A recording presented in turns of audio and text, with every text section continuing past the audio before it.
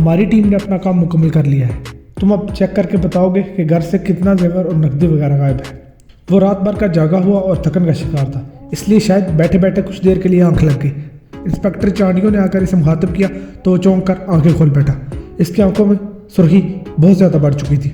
तुम देखकर जो चीज़ें कम हैं वो नोट करा दो, कुछ देर में हम लाश उठवा लेंगे। मकतूला के पोस्टमार्टम के लिए भी कार्रवाई करनी होगी। इंस्पेक्टर ने इसका गनूदगी से जागना महसूस कर लिया था, इसलिए एक बार भी ज़रा मुख्तलिफ अल्फाज में अपनी बात दोहराने के साथ साथ आगे की कार्रवाई से भी आगाह कर दिया था। पोस्टमार्टम वो सुनकर गायब दिमागी से बड़बड़ाया। ज़ाहिर है मर्डर केस है और ज़्यादती का भी शुबह है, तो पोस्टमार्टम तो होना होगा। क्या तुम्हें इस पर कोई एतराज़ है? इंस्पेक्टर ने तीखे लहजे में कहा। वो इस अज़ियत से गुजर चुकी है, इसके बाद पोस्टमार्टम की अज़ियत से भी दो चार हो, मेरा दिल नहीं मानता। मुजरिम तक पहुंचने के लिए पोस्टमार्टम बहुत ज़रूरी है। अगर तुम अपनी बीवी के कातिल को इसके अंजाम तक पहुंचाना चाहते हो तो तुम्हें कड़वा घूंट हर हाल में पीना पड़ेगा। चांडियों ने इसे वाज़ेह अल्फाज में बताया और खुद आगे बढ़ गया। शम्स जब तक गायबशुदा सामान की फहरिस्त बनवाता वो इस काम को अंजाम दे डालता जिसका आगाज़ पहले ही से मातहत कर चुके थे। हाँ भाई, क्या रिपोर्ट है? मिला कोई काम का बंदा? घर का ड्राइंग रूम कदरे अलग थलग था, इसलिए वहीं डेरा जमाया हुआ था और अपने एक मातहत से पूछ रहा था। यस सर, शम्स के करीबी पड़ोसी इशफाक ने कुछ अहम इंकिशाफात किए। इसके अलावा सामने घर में रहने वाले मुनीर नामी बंदे का भी दावा है कि इसकी बीवी के मकतूला की बीवी से करीबी ताल्लुकात थे और वो इसके साथ कभी कभार अपनी हांगी ज़िंदगी के बारे में बात कर लेती थी। ये तो अच्छा हुआ। ऐसा करो, बारी बारी दोनों को मेरे पास ले आओ। पड़ोसियों के बयानात से इस केस को हल करने में आसी मदद मिल सकती है। इसने एक सोफे पर फैलते हुए हुक्म जारी किया। जी अच्छा सर। मातहत लपक कर बाहर की तरफ निकल गया। वापस आया तो इसके साथ तकरीबन शम्स का ही हम उम्र एक शख्स मौजूद था। क्या नाम है तुम्हारा? चांडियों ने संजीदा और सर्द लहजे में सवाल किया। अशफाक सर, इसने मुद्दबाना लहजे में जवाब दिया। कब से रह रहे हो यहाँ? इसी मोहल्ले में पैदा हुआ हूँ। शम्स को कब से जानते हो? बचपन से। असल में मेरी तरह वो भी पैदाइश के वक्त से इसी मोहल्ले में आबाद है। हम दोनों ही अपने अपने वालिदैन के बनाए हुए घर में रह रहे हैं। फ़र्क सिर्फ इतना है कि शम्स अकलौता होने की वजह से पूरे घर का अकेला हकदार है, जबकि हम दो भाई ऊपर नीचे पोर्शन में रहते हैं। अशफाक अपने अंदाज से बातूनी आदमी मालूम होता था। बचपन का साथ है तो फिर तुम्हारी शम्स से 86 दोस्ती होगी। बिल्कुल नहीं जनाब। इंस्पेक्टर के सवाल पर अशफाक ने तेज़ी से इनकार कर दिया। वो क्यों? इंस्पेक्टर सीधा होकर बैठा और गहरी दिलचस्पी के साथ पूछा। शम्स दोस्त बनाने वाला आदमी नहीं। छोटा था तो अपने अब्बा की सख्ती की वजह से घर से ज़्यादा बाहर ही नहीं निकलता था।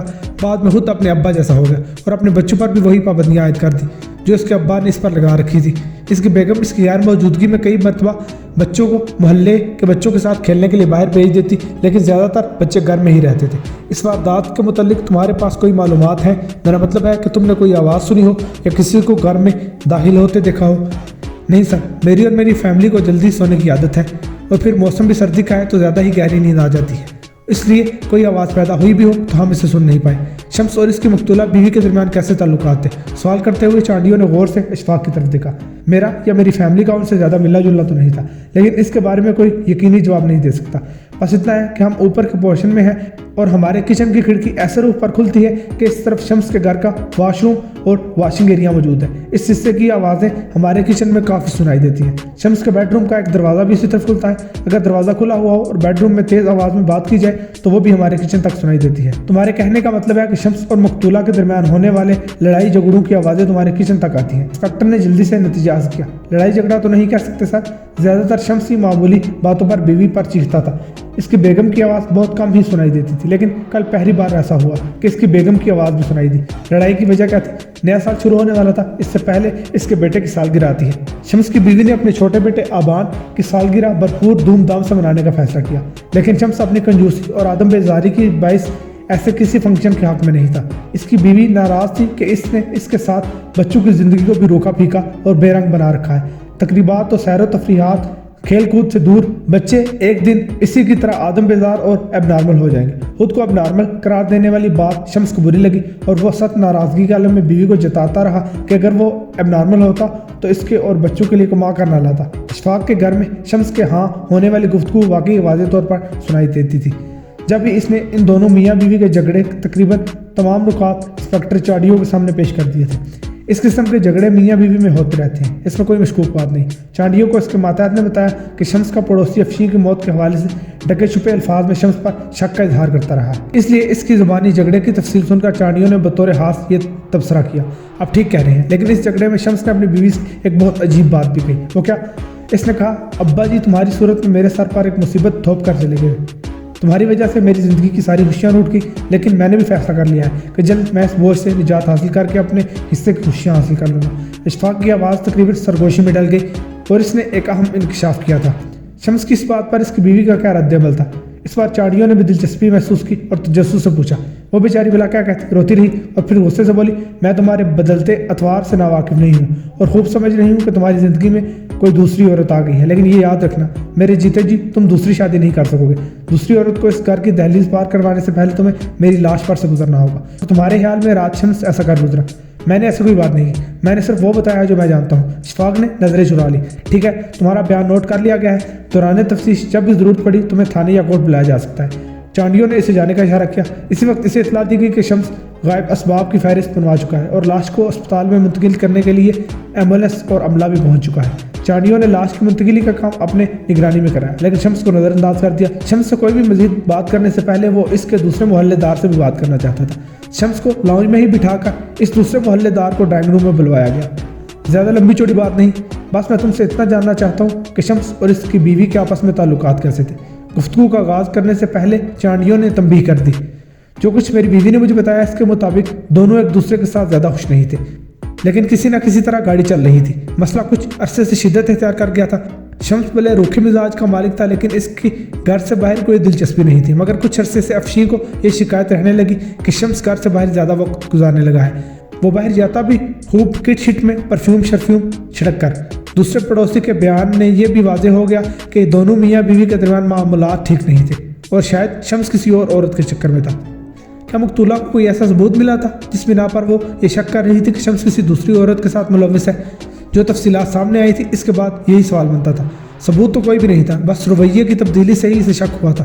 ثبوت آتا بھی کہاں سے؟ شمس اپنے موبائل پر پاسورڈ لگا کر رکھتا ہے اور بیوی اس کی پکی گھریلو عورت تھی جو شوہر کے بغیر کہیں آتی جاتی نہیں تھی۔ اس کے جواب نے چانڈیوں پر ثابت کر دیا کہ شمس کی زندگی میں اس کی بیوی کو وہ مقام حاصل نہیں تھا جو کہ ہونا چاہیے تھا۔ اس نے اس دوسرے پڑوسی کو بھی پہلے کی طرح ہدایات دے کر رخصت کر دیا اور شمس کو بلوایا۔ ہاں بھائی دیکھ لیا کیا کیا غائب ہے؟ شمس کے آتے ہی اس نے پوچھا۔ افشین نے زیورات کی 2-3 چھوٹی پوٹلیاں بنا کر الماری میں کپڑوں کے بیچ چھپا کر رکھی تھی۔ مجھے ان میں سے صرف ایک پوٹلی ملی ہے، رقم بھی بالکل نہیں ہے، جبکہ میرے اندازے کے مطابق کم از کم 20-25 ہزار روپے تو ہونے چاہیے تھے، کیونکہ ابھی 2 دن پہلے ہی میں نے اسے گھر میں آ کر اخراجات اور بچوں کی فیس کے لیے رقم دی تھی اور ابھی اس نے مہینے کا راشن بھی نہیں منگوایا تھا۔ تم ان اخراجات کے بعد میں اپنی بیوی کو کتنی رقم دیتے تھے؟ چانڈیوں نے اس سے دریافت کیا۔ 30,000 روپے۔ بچوں کی فیس کے بعد میں کتنی رقم جاتی ہے؟ چانڈیوں نے خاص حساب کتاب جوڑنے کے لیے اس سے یہ سوال کیا۔ تقریباً 12,500 روپے، یعنی فیسیں ادا کرنے کے بعد لگ بھگ 17,500 روپے رہ جاتے ہیں۔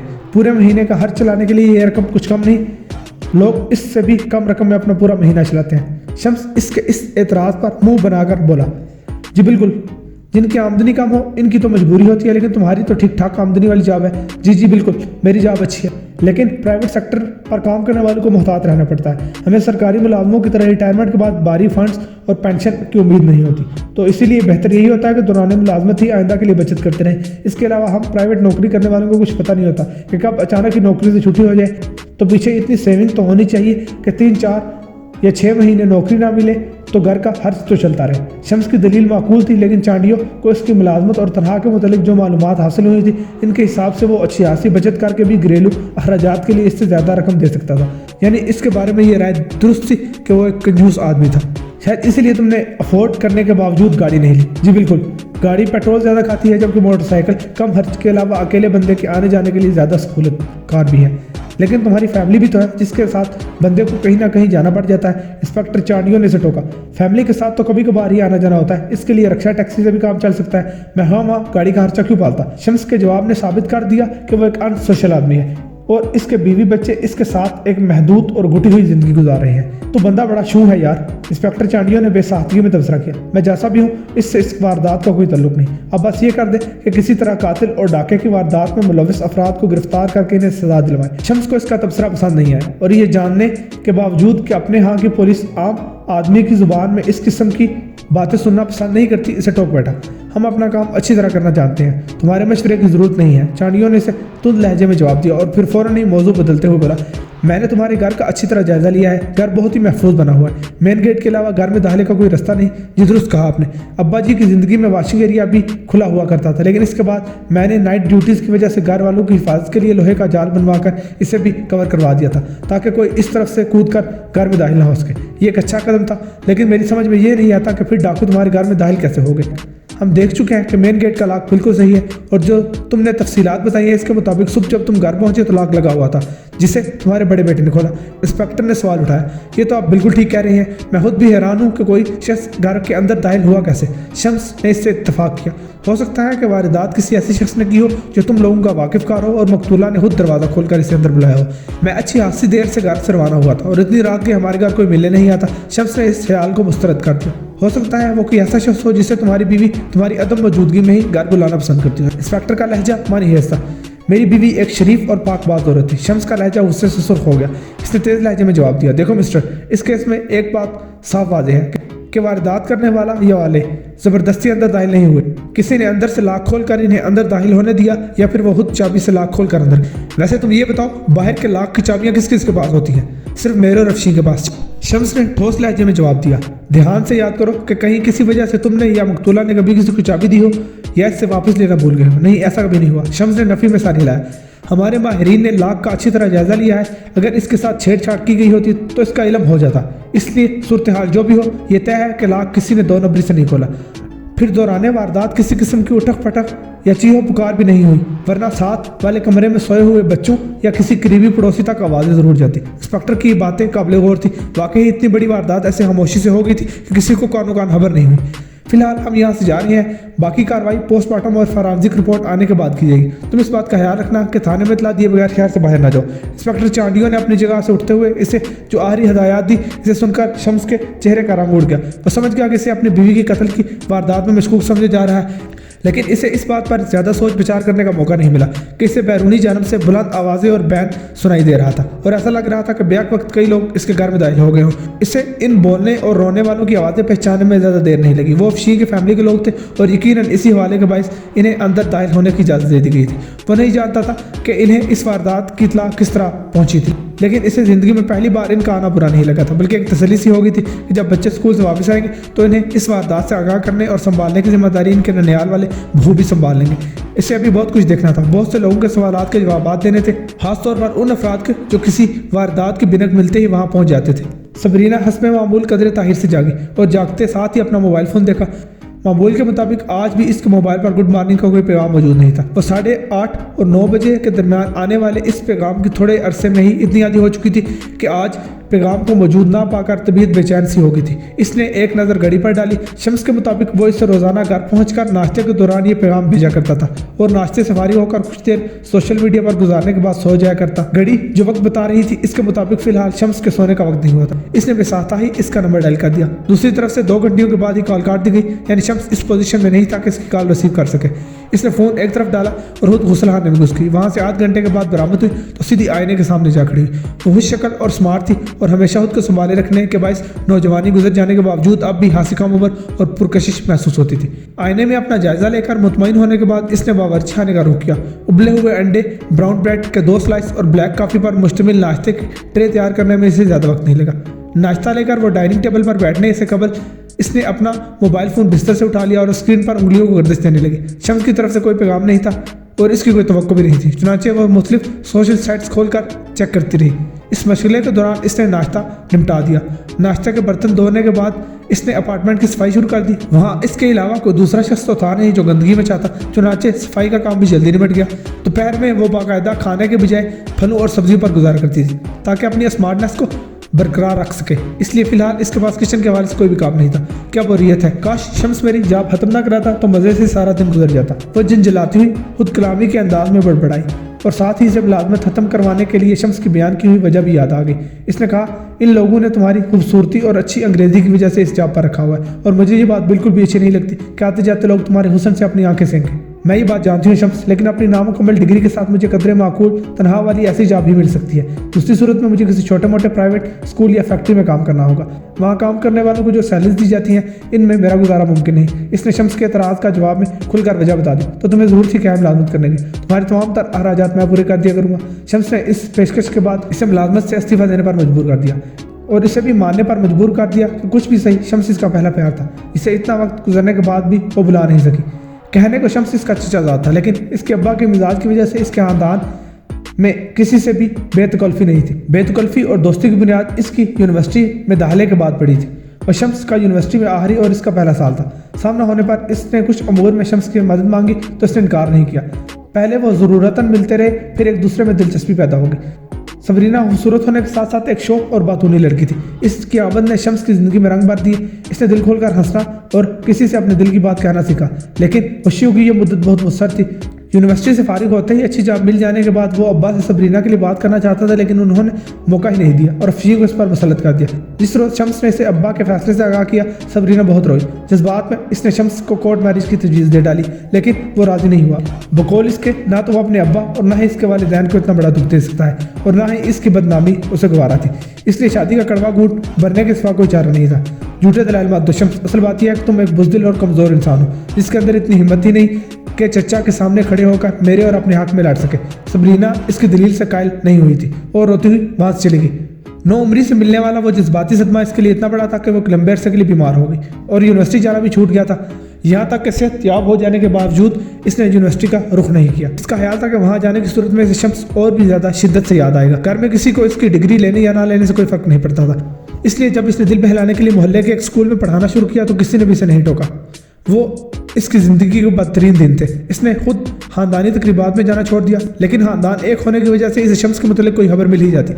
इसकी शादी बीवी की सलीका शायरी और खुश अखलाकी, बेटे की पैदाइश, पहली सालगिरह, हर मिलने वाली खबर इसका दिल चीर कर रखती थी। इसका दिल इतना जख्मी था कि वह शम्स के वालिद यानी अपने सगे चचा के जनाजे तक में नहीं गई और बीमारी का बहाना बनाकर घर में रुक गई। वह शख्स जिसकी वजह से इसे अपनी ज़िंदगी का सबसे बड़ा दुख उठाना पड़ा था, किसी तौर पर भी इस लायक ना लगता था कि वो इसके जनाजे में शिरकत करती या इसके लिए दुआए मगफरत ही कर पाती। ज़िंदगी के कुछ साल इसी तरह गुजर गए। इस दौरान इसके घर में इसकी शादी की कोशिश भी की जाती रही, लेकिन इसकी वालिदा को कोई रिश्ता जिस्ता ही नहीं था।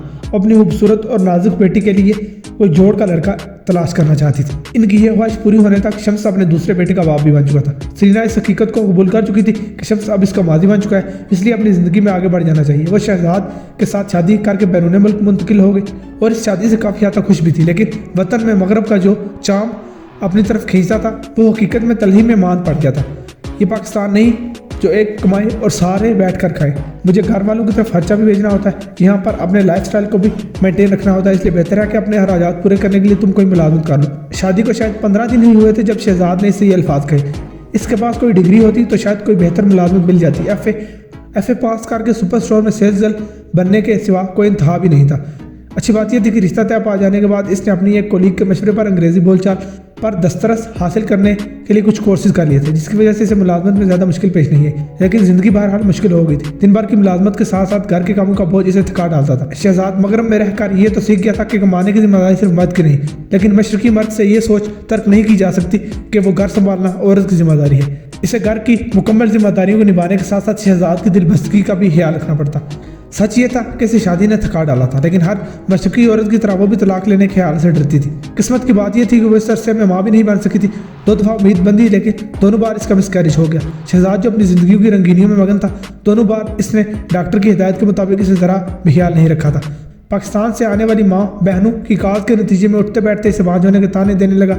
आखिरकार अंजाम ये हुआ कि इसने इसे तलाक देकर अपनी ज़िंदगी से निकाल दिया। वो इस बहस में नहीं पड़ी थी कि मगरब में तलाक की सूरत में एक औरत को कौन से हुकूक हासिल है। वो तल्ख यादों के साथ वतन वापस आ गई, जहाँ इसे उम्मीद थी कि अपने इसके जख्मों पर मरहम रखने के लिए तैयार बैठे होंगे।